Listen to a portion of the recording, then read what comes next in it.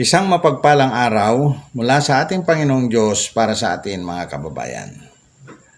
Ang ating paksa ngayon ay tungkol sa pangalan ng totoong iglesia na nakasulat sa Biblia. Ito po ay mababasa sa unang Timoteo, Kapitulo 3, versikulo 14 hanggang 16. Basahin po natin mga kababayan. Ang mababasa natin sa versikulo 14 ay, ang mga bagay na ito ay aking isinusulat sa iyo, na umaasang makakarating sa iyo sa madaling panahon. Ayan po mga kababayan, ang versikulo 14. Tuloy po natin sa 15. Ngunit, kung ako'y maantala, ay maaari mong malaman kung ano ang dapat ugaliin ng bawat tao sa bahay ng Diyos. Ayan po, nabasa po natin ang mga katagang sa bahay ng Diyos. Ituloy po natin. Na siyang iglesia ng Diyos na buhay, ang haligi at suhay ng katotohanan. Ayan po, iglesia ng Diyos. Sa English po, Church of God. Ang aking tatalakayin po ngayon sa inyo ay tungkol sa pangalan ng iglesia na nakasulat sa Biblia. At ito na nga po. Basahin din po natin ang versikulo 16. Walang pag-aalinlangan, dakila ang hiwaga ng kabanalan. Ayan po, ang versikulo 14 hanggang 16, ito po ay isang hiwaga. Isinulat po ito ni Apostol Pablo, hiwaga po ito. Tuloy po natin. Siyang nahayag sa laman, pinatunayang matuwid sa Espiritu. Sino po ito mga kababayan? Ito po ay ang ating Panginoong Jesucristo. Tuloy po natin. Nakita ng mga anghel, ipinangaral sa mga bansa, sinampalatayanan sa sanglibutan, tinanggap sa itaas sa kaluwalhatian. Ayan po ang versikulo 16. Mayroon po tayong panonoorin na video na in-upload po sa YouTube, na ito po ay ang paliwanag naman ng ating kaibigan na Brother Eliseo F. Soriano ng MCGI. Mga kababayan,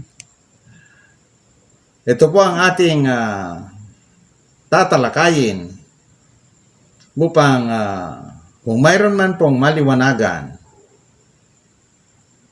makaunawa ng mga bagay na ito, ay napakaganda po. Sapagkat kapag mayroon pong maliliwanagan, iyan po ay para sa kaligtasan ng kanyang espiritu na pinatira ng Diyos sa ating mga puso. Panoorin po natin mga kababayan. Matututulang pa kahit sinong pastor. Huwag mong sabihin kahit saan kakalagkarin mo ang Diyos. May jurisdiction yun. May nasasakupan ng pangalan ng Diyos. Asan siya? Nasa kanyang bahay. Ang pangalan ng Diyos na Ama, nakakapit sa kanyang bahay. Alin ba yung bahay ng Diyos? Nandun yung kanyang pangalan. Pakinggan nyo sa 3:15. Basahin nyo sa Biblia nyo. Baka sabihin nyo, niluloko kayo. May Biblia rin kayo. Basahin nyo pag-uwi. Basa. Ngunit kung ako'y magluwat ng mahabang panahon, ay upang maalaman mo kung paano ang dapat sa mga tao na ugaliin nila sa bahay ng Diyos, alin yun? Na siyang iglesia ng Diyos na buhay at haligi at saligan ng katotohanan. Alin ho yung bahay ng Diyos?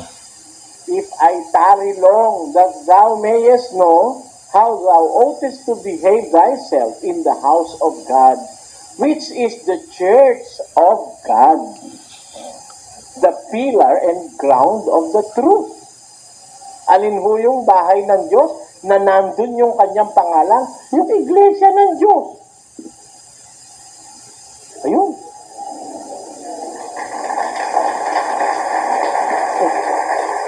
Basahin niyo sa lahat ng Biblia.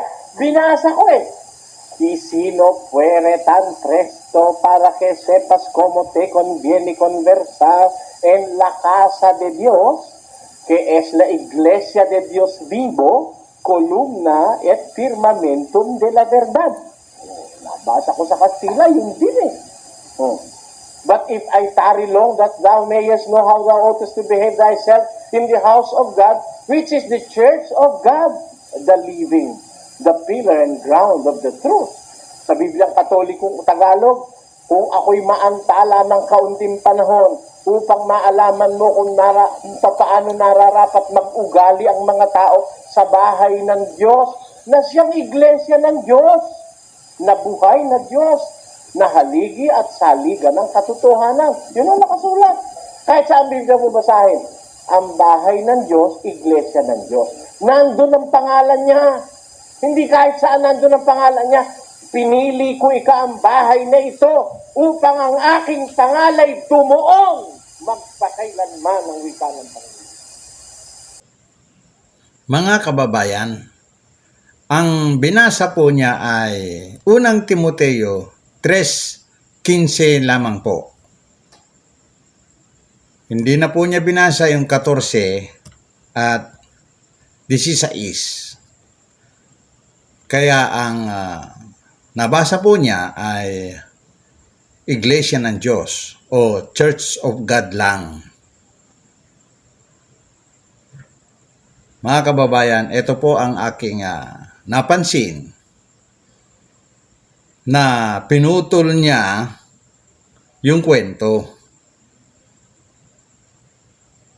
So, kulang na po. Yung pangalan na Church of God lang ay kulang po. Sapagkat Church of God lang ay descriptive name. Ipinapakita po ni Apostol Pablo dito sa Kapitulo 15 na Iglesia ng Diyos. Ngunit mayroon pong karugtong.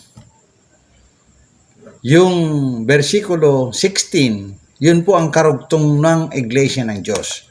Kaya nga po, ang pangalan ng Iglesia na itong aking kinaaniban ay Church of God, Born Again Christians. Sapagkat ang versikulo 16 ay nagpapatunay na ang Church of God idinugtong itong 16 na kailangan unawain natin upang maintindihan natin na Church of God ay may kulang pa. Sa Kapitulo 16 po malalaman ang kakulangan ng Iglesia ng Diyos na yan. Basahin po natin muli ang versikulo 16. Walang pag-aalinlangan, dakila ang hiwaga ng kabanalan. Siyang nahayag sa laman, mayroon pong ibig sabihin yan, nahayag sa laman. Isa pong bautismo yan. Pinatunayan, matuwid sa Espiritu. Isang bautismo rin po yan. Kaya dalawang bautismo po yan. Dalawa. Nakita ng mga anghel ang mga anghel na ito, mga kababayan, ay ang mga binuhay niya pagbaba niya rito, pagparito niya rito sa lupa. Ngayon, ipinangaral ng mga bansa, sinampalatayanan sa sanglibutan, tinanggap sa itaas sa kaluwalhatian. Pansinin po natin ito, mga kababayan. Medyo malalim na hiwaga po ito. Napakataas po ang kahulugan po nito. Sapagkat dito natin nakikita na ang tamang pangalan ng iglesia ay isang parte na yung iglesia ng Diyos, ngunit idinugtong itong 16. Kaya kailangan natin suriin mabuti kung ano nga ba itong versikulo 16. Ito po ay tungkol sa ating Panginoong Jesucristo. Sapagkat siya ay ang pinakaunang tumanggap ng bautismo sa pangalawang pagkakataon. Ito po yung pinatunayang matuwid sa Espiritu. Yan po yung pangalawang bautismo, mga kababayan. Yung nahayag sa laman, yan po yung unang bautismo. Mga kababayan, ang Panginoon Jesucristo ang unang naging born again. Sa talatang ito, siya ang unang na born again. Ayan po, mga kababayan, ang ating Panginoon Jesucristo ang unang na born again sapagkat siya po ang unang tumanggap ng bautismong pagkapanganak muli na nasusulat sa Juan 3:3. Basahin po natin, mga kababayan.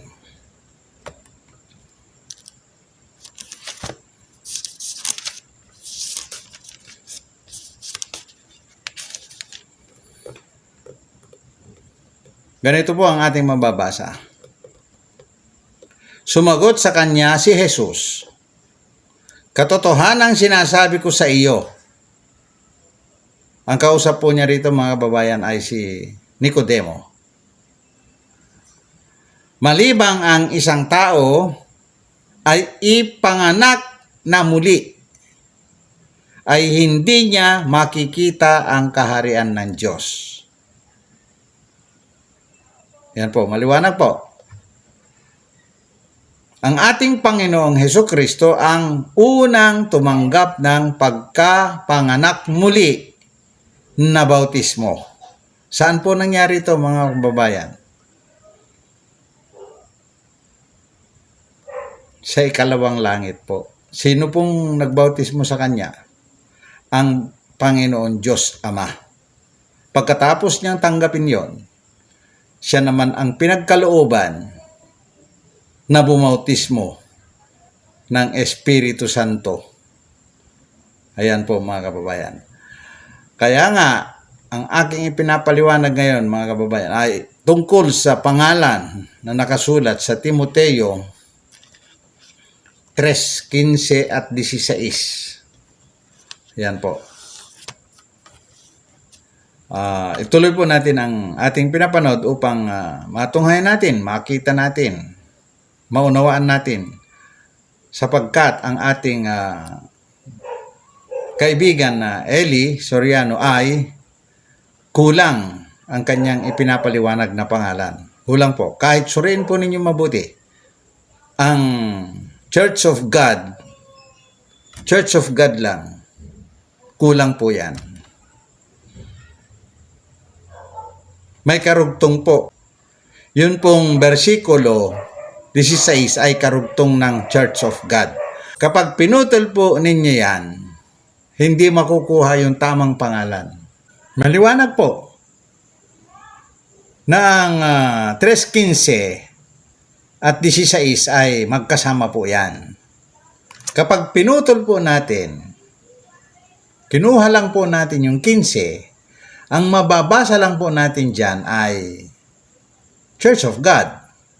Ngunit, kasama po yung 16 na kung hindi po natin isasama, magiging kulang na po yung pangalan. Sapagkat, ang 16 po ay karugtong ng Iglesia ng Diyos o kaya Church of God.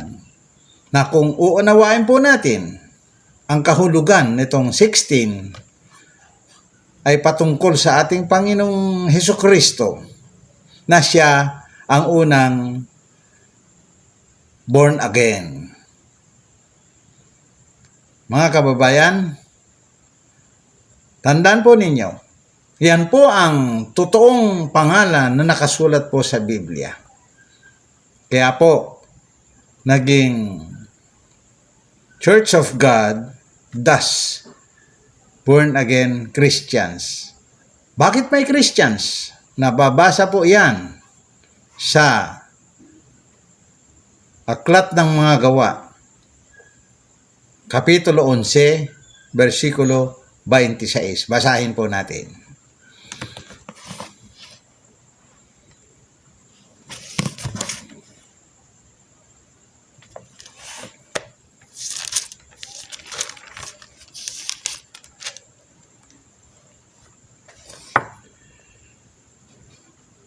Ganito po ang ating mababasa, mga kababayan. Nang siya'y kanyang matagpuan, ay kanyang dinala siya sa Antioquia. At nangyari na sa buong 1 taon, ay nakasama nila ang iglesia at nagturo sa napakaraming tao. At sa Antioquia, ang mga alagad ay pinasimulang tawaging mga Kristiyano. Yan po. Yan po ang nagpapatunay na ang mga alagad, mga nakasunod, nakasampalataya po ng tama sa tamang pangalan. Idinugtong na naman po doon yung salitang o katagang Kristiyano. Maliwanag po sa Juan 3:3 mababasa ang born again. Sa Gawa 11:26 mga Kristiyano na po ang itinawag. Nakumpleto na po yung pangalan. Maliwanag po sa unang Timoteo 3:15 mababasa ang Iglesia ng Diyos. Ang born again po mababasa sa Juan 3:3. Ang Kristiyano po mababasa sa Gawa 11:26. Yan po ang aking binabahagi po sa inyo, ipinapahayag po sa inyo tungkol sa tamang pangalan na nakasulat sa Biblia. Nandiyan po ang ating kaligtasan. Yan po ang tamang pangalan kung saan naroroon ang kaligtasan at pagkakaroon ng pag-asa tungo sa buhay na walang hanggan. Kung mayroon po kayong mga katanungan tungkol sa pangalan ng tunay na iglesia na lilitaw sa bansang Pilipinas, ay wag po ninyong kakalimutang mag-subscribe sa channel na ito at masubaybayan po ninyo ang mga paliwanag tungkol sa kaligtasan ng ating mga espiritu. Maraming salamat po sa mga nakapanood at makakapanood pa sa video na ito. Ako po'y nagpapasalamat sa ating Panginoong Diyos na lumikha, sapagkat binigyan ako ng pagkakataong ihayag sa inyo ang lihim na ito, ang tunay na pangalan ng iglesyang lilitaw sa bansang Pilipinas. Maraming salamat po.